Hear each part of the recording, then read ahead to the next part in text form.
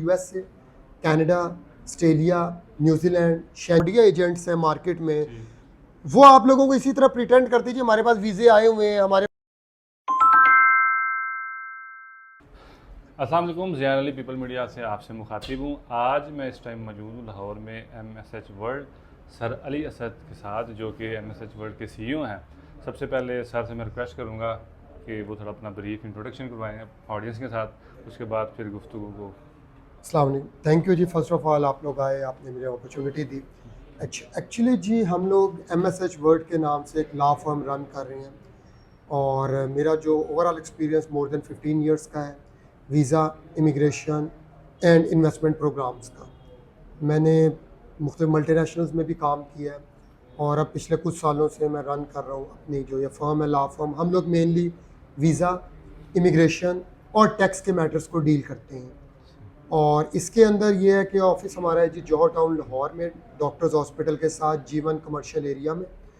आप यहाँ पे गोरमे बेकरी उसके बिल्कुल एडजेसेंट। हम लोग मेनली जिन सेक्टर्स में काम कर रहे हैं वो है जी visit visa, study visa, immigration programs हैं, इन्वेस्टमेंट प्रोग्राम्स हैं। और मेनली हम लोग जो फोकस है वो है जी US से, Canada, Australia, New Zealand, Schengen zone के तमाम ममालिक, आयरलैंड और UK। हम लोग गल्फ़ को डील नहीं करते। सर थोड़ा सा बताइएगा, वर्क परमिट के हवाले से आजकल बहुत स्कैम्स हो रहे हैं, तो इसकी क्या प्रिकॉशंस हैं, इसको कैसे टैकल किया जा सकता है और इसका मुतबादल क्या है?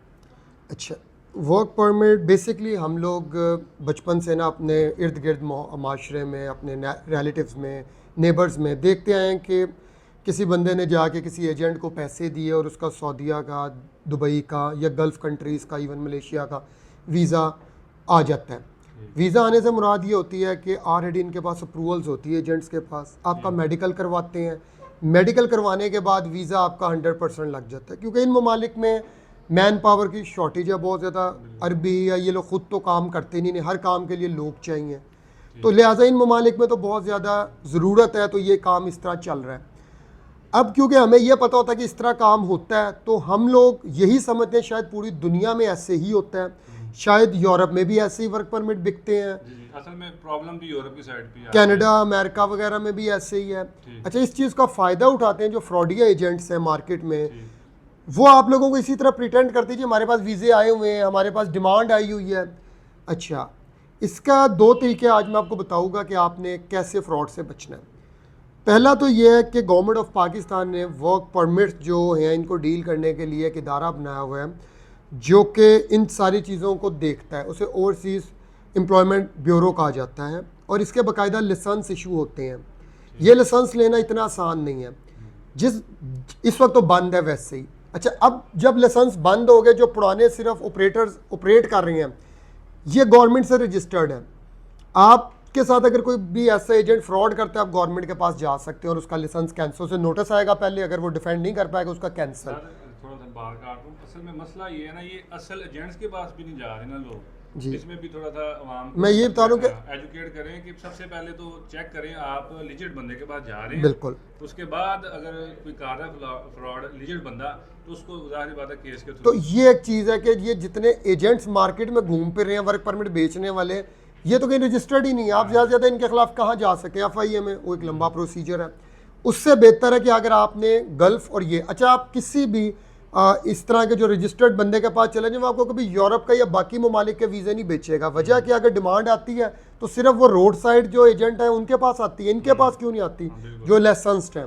तो एक चीज़ तो ये है। दूसरी चीज़ ये है, जो लोग मार्केट में बेच रहे हैं ये कर क्या रहे हैं, इनका मैकेनिज्म क्या है। इनका मैकेनिज्म ये है कि ये आपको वहाँ पे भी 2-2, 3-3 कमरों की कंपनीज खुली हुई हैं, रजिस्टर्ड करवाई हुई हैं, जिनका काम ही वर्क परमिट बेचना है। यानी वर्क परमिट से मीन जॉब ऑफर लेटर बेचना है।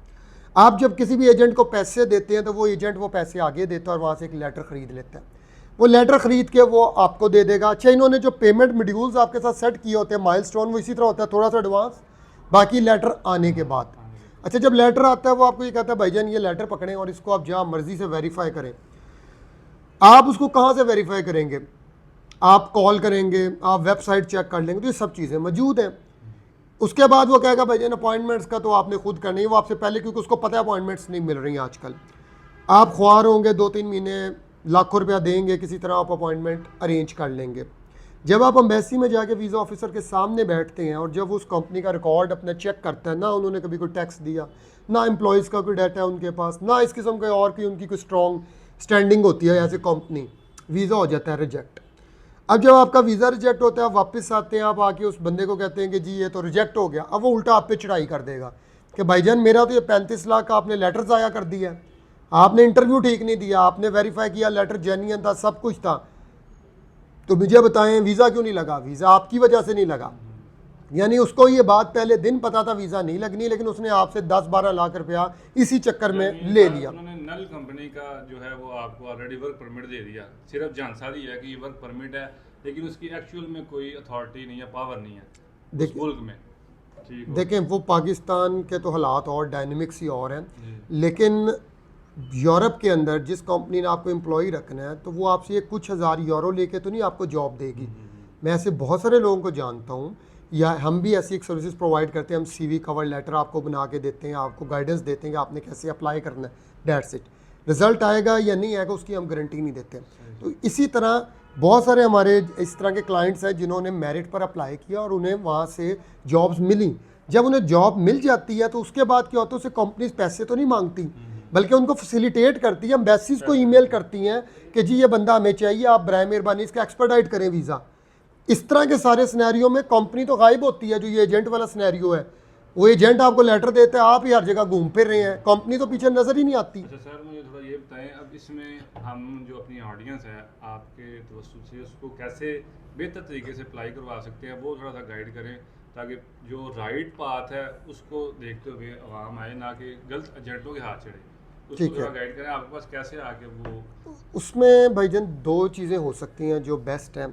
नंबर 1 है कि अगर बच्चे अभी यंग हैं तो स्टडी रूट सबसे बेस्ट रूट है। पूरी दुनिया में जो स्टडी रूट पे हर साल लाखों स्टूडेंट्स जो हैं वो जाते हैं। फॉर एग्जांपल कनाडा ने भी कैप कर दिया, कैप के बावजूद 4,80,000 जो है वो स्टूडेंट्स, ऑस्ट्रेलिया 2,80,000, यूके का तो अनलिमिटेड अभी है। इसी तरह इटली हो गया, इटली में टोटली एजुकेशन फ्री है। अगर आप जर्मनी चले जाएँ तो जर्मनी में भी एजुकेशन फ्री है, लेकिन आपको रहने का ख़र्चा देना है, इस जो भी है वो आपने अपने पे वो खर्चा करना है। ऑस्ट्रिया में भी इसी तरह एजुकेशन फ्री है, लेकिन आपका जो खर्चा है वो। तो इस तरह बहुत सारे ममालिक हैं जहां आप आसानी से जा सकते हैं। शर्त यह है कि आपके एटलीस्ट 50 से 60% नंबर हो और आपका गैप जो है वो ये जस्टिफाइड अगर हो सकता है तो study is the best route. आप अपनी डिग्री कंप्लीट करते हैं, आपको पोस्ट स्टडी वर्क परमिट मिल जाता है। यूजली वो 2 या 3 साल का होता है, कंट्री टू कंट्री इसमें डिफरेंट टाइम ड्यूरेशन है। तो ये एक बेस्ट ऑप्शन है कि आप इसके ज़रिए जाएँ। अब फॉर एग्जांपल कोई इतना पढ़ा नहीं है तो उसके लिए भी कोई ऑप्शन? उसके लिए लीगल ऑप्शन यही है, देखें सबसे पहले होता है कि कोई कंट्री अलाउ करता है कन्वर्जन या नहीं। अब हम लोगों ने आमतौर पे सुना, अक्सर बात करते हैं जी आप विजिट वीज़े पे चले जाएं, वहाँ जाके कन्वर्ट करवा लें।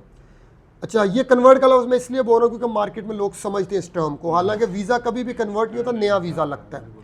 अच्छा, एट द सेम टाइम ये है कि कुछ ममालिक में तो ऑप्शन होती नहीं, लाइक यूके है, आप वहाँ चले भी जाएँ तो आप नहीं कर सकते। कनाडा, ऑस्ट्रेलिया, न्यूजीलैंड, यूरोप के बहुत सारे ऐसे ममालिक हैं जहाँ पे आप जाके अगेन कन्वर्ट करवा सकते हैं अपना विज़िट वीज़ा। तो ये भी एक ऑप्शन हो सकती है।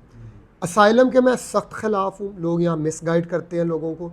अगर आपका जेन्युइन केस आप बिल्कुल असाइलम करें, इससे आपके लिए भी बेहतरी है और आपके मुल्क पे भी हर्फ नहीं आता।